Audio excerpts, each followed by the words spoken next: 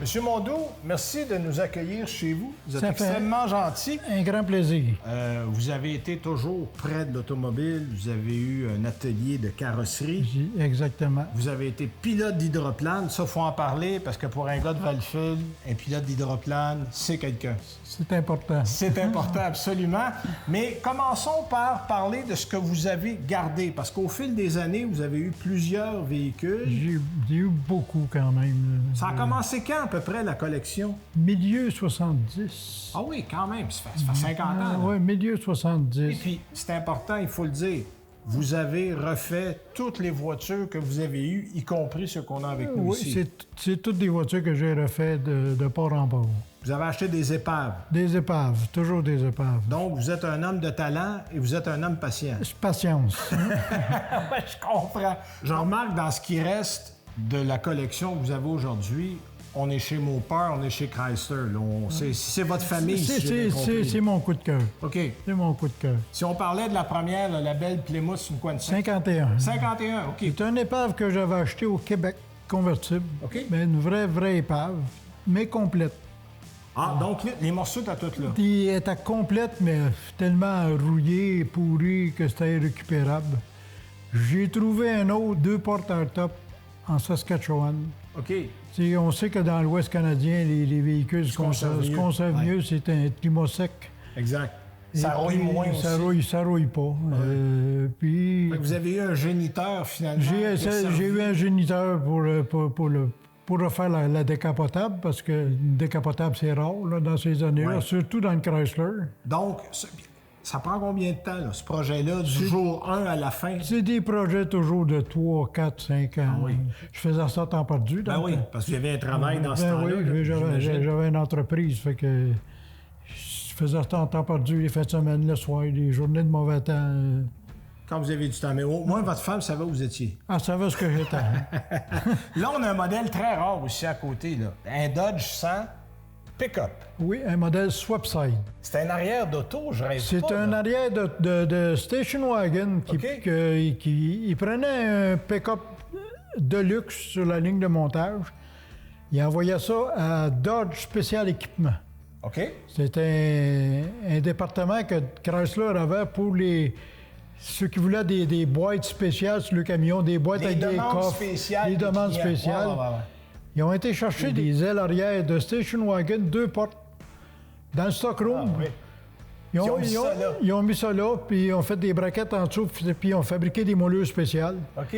Ils ont fabriqué ça pour compétitionner le Chevrolet Cameo. Ça s'est pas fait longtemps, là. Ils l'ont fait 3 ans, 57, 58, 59. Une production totale de 1200 en 3 ans. Non, puis c'est très spécial parce qu'il y a un côté élégant qu'on voit. C'est plus utilitaire, un pick-up, mais je trouve que ça a un côté élégant. C'était le début de l'élégance des pick-up, là, parce qu'ils sont aperçus que le peuple voulait peut-être d'autre chose qu'une boîte de tôle pour travailler. Fait qu'ils ont dit peut-être...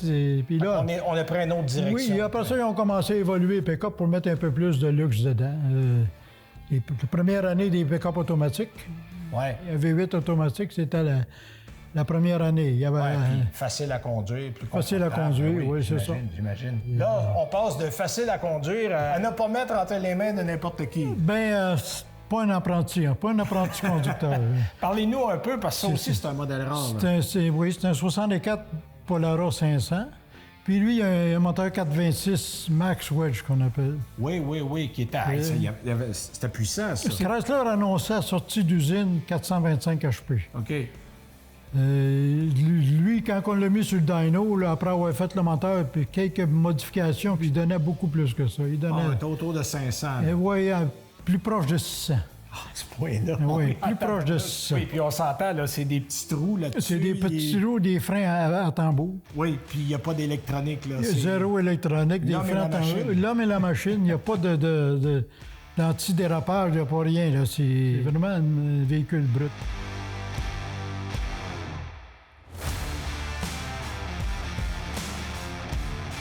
Là, M. Mondou, on est dans le coin le plus important de votre garage, c'est l'atelier. C'est ici, dans le fond, que vous avez transformé tous les véhicules, ou presque, que vous avez achetés. Ouais, c'est l'atelier où j'ai tout mon outillage.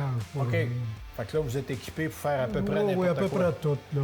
Puis là, on a à côté de nous un Plymouth 58, mais c'est une décapotable. Ça, c'est rare, ça. C'est très rare. Parce que là, vous m'aviez dit, vous avez appris, après que vous l'avez acheté, que c'était un de deux. Fabriqué en 58 tel quel. Parce que lui, le gars l'a commandé, pas de power brake, pas de power steering, avec le plus gros moteur qui existait dans le temps chez Chrysler. C'est appelé ça un Golden Commando. C'est 350, 2 barils.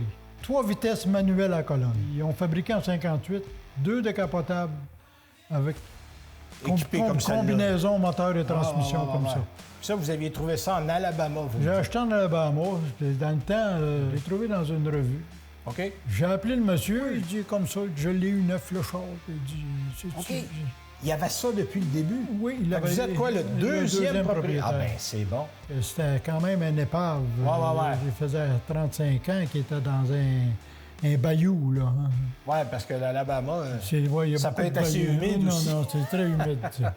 Je vais toujours chercher mes autos moi-même. Là. OK. En Alabama, j'ai été. En Arizona, j'ai été. Le pick-up qu'on a vu tantôt, lui, j'ai été le chercher près de Portland, en Oregon. Il faut que vous le voyez, il faut que vous le vérifiez. Ouais, c'est bien important, ça. Pour moi, c'est important. Je sais qu'il y a des gens qui les arrêtent. Avec des photos, moi, je suis pas capable. Ben, une photo dit pas tout. Ça dit pas tout. Ouais. Des fois, il est beau sur la photo, il est plus bon. Oui, c'est ça. Le tour est fini. Ouais.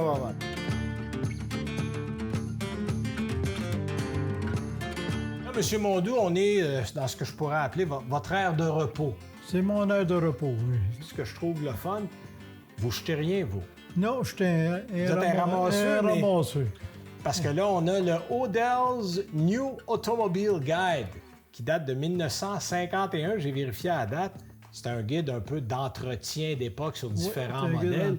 Puis vous avez toutes sortes de magazines, vous avez des livres, évidemment. J'ai vu que vous aviez une coupe d'annuaire de l'automobile, je suis pas mal fier de vous. Oui. Mais vous venez faire ici les fins de semaine quand vous travaillez pas sur l'auto? Oui, quand je travaille sur les autos, des fois au bord, puis je viens relaxer 15-20 minutes. Ou quand il y a un trouble que j'ai de la misère à résoudre, je viens m'asseoir pour y penser. OK.